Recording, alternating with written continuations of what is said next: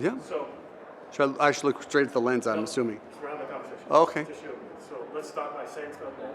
Michael Tomasulo, Tomasulo. Michael is obviously Michael, Michael. Okay, so in most things, especially in the tech realm, it's not when we're able to do it, it's with the legal aspects of it. Autonomous vehicles are kind of there, but we're not going to get on the road until the legal aspects.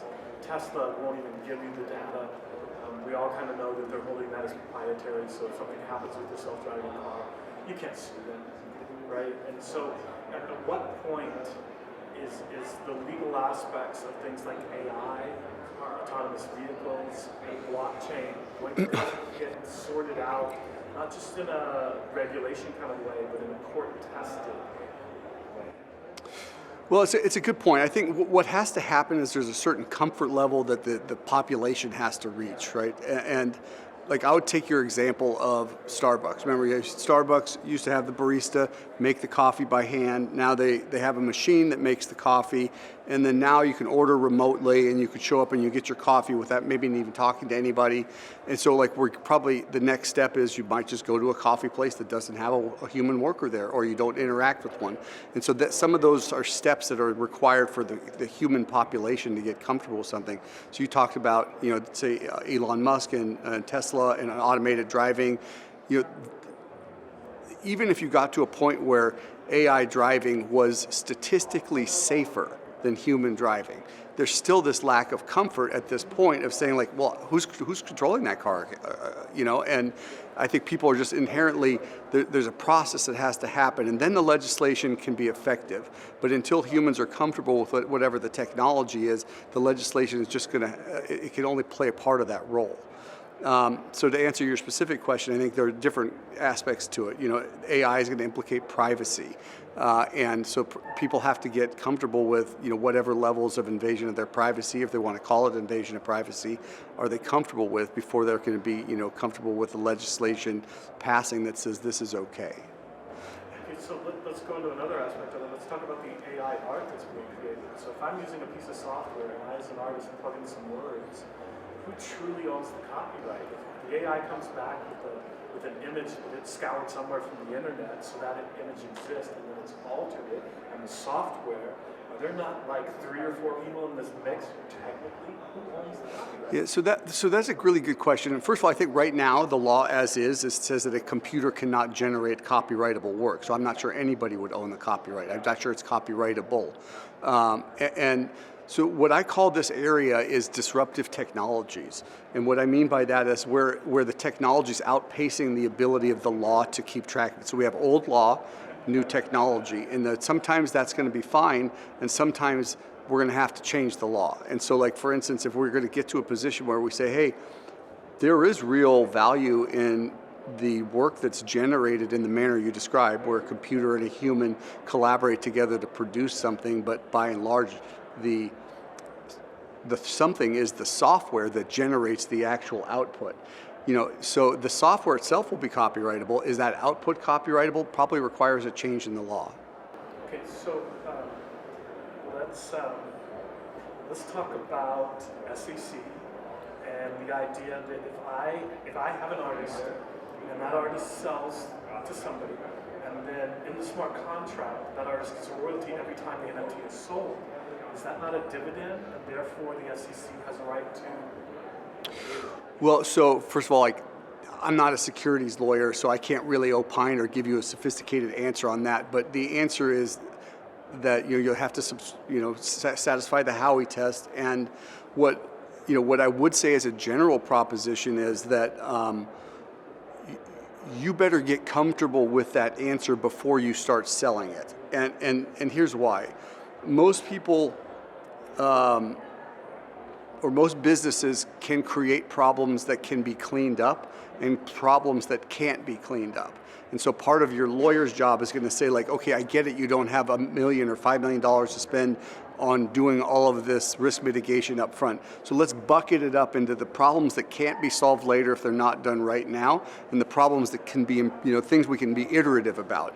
And I would say the decision about how you're going to have royalties going on.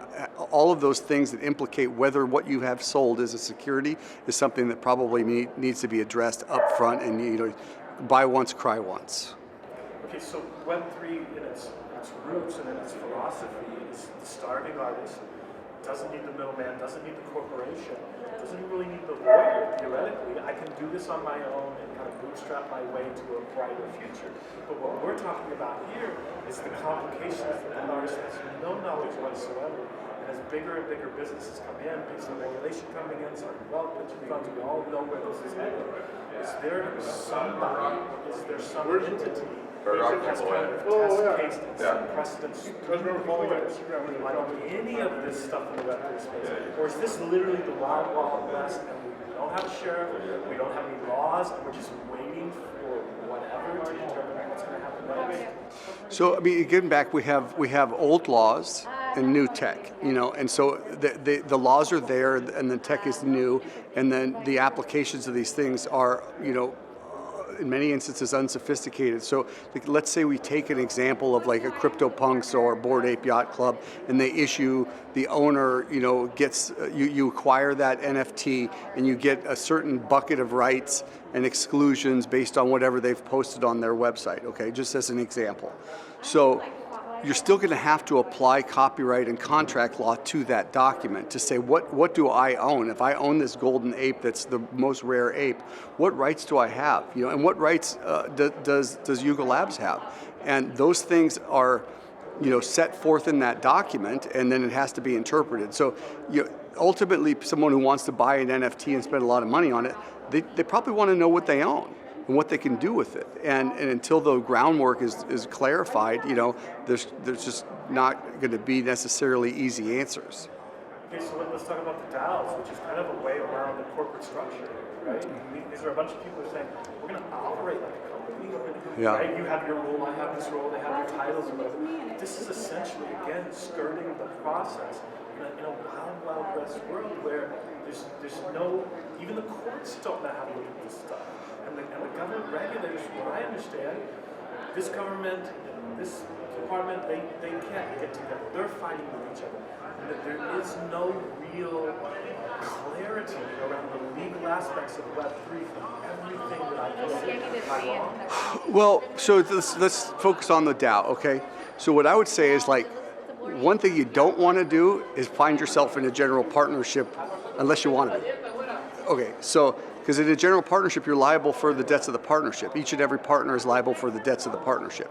So, do you want to be in that? Maybe, but probably not. I mean, and so there are states that have decided that you can have a DAO formed as an LLC and things like that. Wyoming being one of them. And Wyoming actually was the state that first authorized the formation of the LLC. So it's just going to take some time, but ultimately, when I talk to people about DAOs, I would say, like, why? What is it that you want to accomplish by virtue of a DAO that can't be accomplished by virtue of some structure that we know how to protect you in?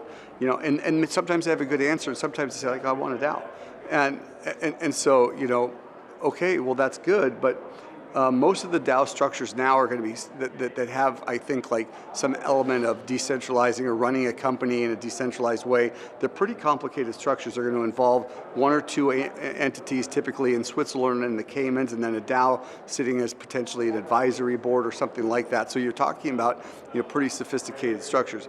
There are other ways you could do, like you could have the Flamingo DAO and things like that, where they basically have a form of an investment club.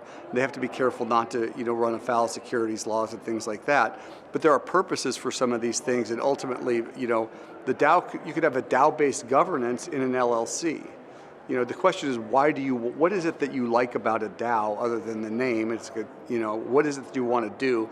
And I'd say, well, let's figure out, can we do it with something that gives you everything that you want, but the comfort of knowing that you have dozens, if not hundreds of years of law saying who's liable for what. Do you think that we all know the regulations coming from the U.S. The U.S. is the U.S. So the rest of the world is going to have to kind of adopt the same as they came to these set of protocols or semi-regulations around the world, around the SWIFT system, they did with gold, they did with the commodities market. Are we moving to a place where maybe it's the big corporations, maybe it's Apple, Google, Meta. They're all going to be in a backroom deal with some senators. They're going to pass something through, and the U.S. is going to say, we're doing this with the stable coins, we're going to have this U.S. coin, we're doing the CB, and then the rest of the world is going to have to follow suit with whatever we as America put forward.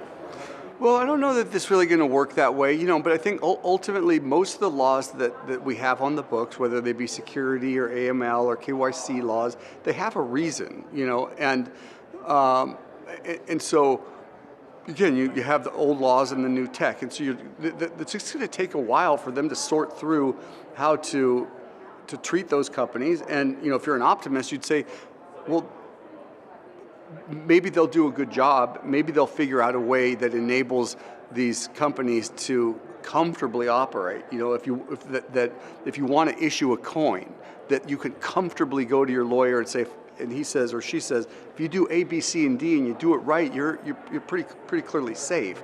That would be a good thing. There's always, once you have securities laws, a famous security lawyer said, I spend all of my time dealing with people that want to have something not be a security. And so, but those securities laws were put in place to protect people, and they just have to be married up to this tech, and it's going to take some time. And whether that's the U.S. or Europe, the different jurisdictions are going to figure out their own path through that. And hopefully they do it in a way that's business friendly, that protects consumers in the way that they need to be protected, and that they do it in a hurry. So you have regulation in Canada that's over custodial wallets, and that's pretty much it. You have Switzerland, which is basically certifying companies. If you want to operate out of Switzerland, you have to be certified. Those are the only two real examples of regulation. In your opinion, as a lawyer, what should regulation look like? In a kind of, I don't think it's going to be this broad sweep. It's going to be a slippery slope of step one, step two, phased approach. What is likely to be, or what would be the best first phase of regulation in this space? Well, I think the first step really has to be that the people in this community advocate and educate. But it's inherently decentralized. That's part of the allure of cryptocurrency, blockchain. But the people in the space need to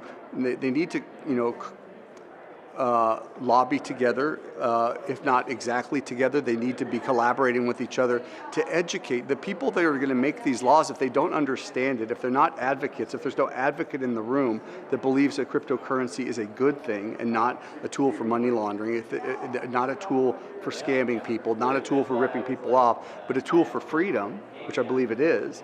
If you have people that are making the laws, if they understand it and they believe that it can be a tool for good, a tool to help people lift out of poverty, to help people have transactions that are frictionless and not controlled by the government or anybody else. But if you could get the people that are making the laws to be advocates and educated advocates, that's the first step. Okay, so in any industry, there's an association. There is an association.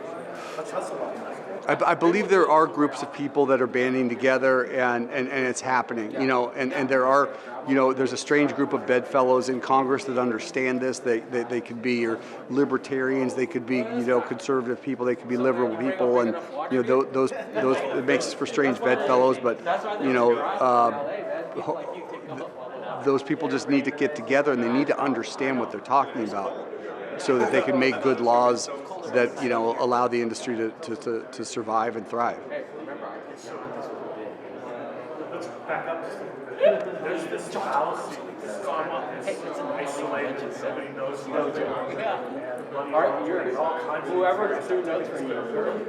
based on the way it's It structured. started Oh yeah, I know. $30. So, I'll be saying like this is not in an area where I have personal knowledge, but I would say most of the people that I talk to in the Bitcoin space said only a bad criminal, or only a foolish one would try to use Bitcoin. I mean, there's many better ways if you want to launder your money or move it around discreetly.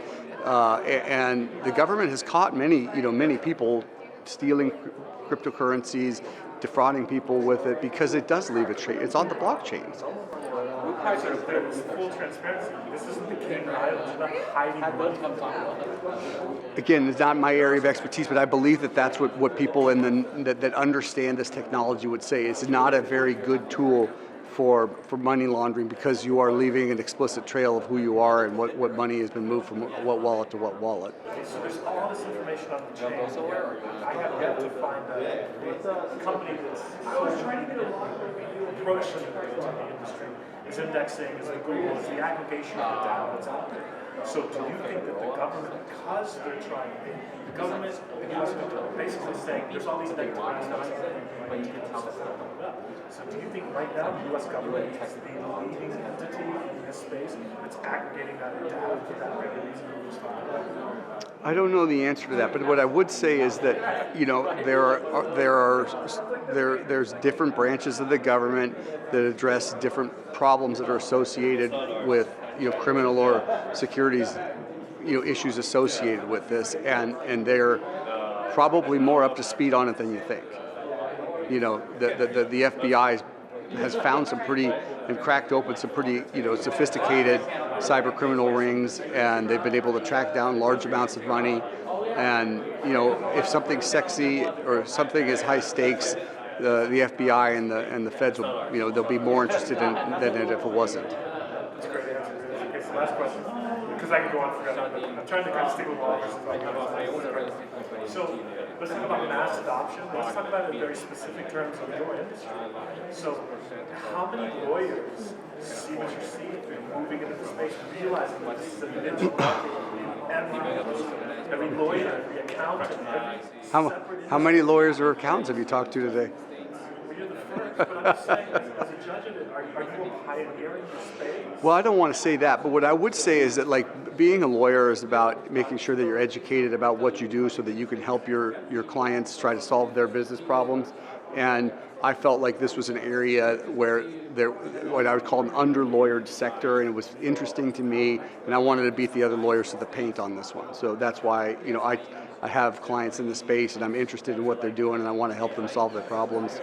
And as far as I can see, there are a lot of lawyers now starting to pay attention to the space. Okay, so let's go back to what we were talking about kind of that association. Is there a mindset within the lawyers within the space that we too have to kind of set up protocols and how we want to deal with certain issues, or is it?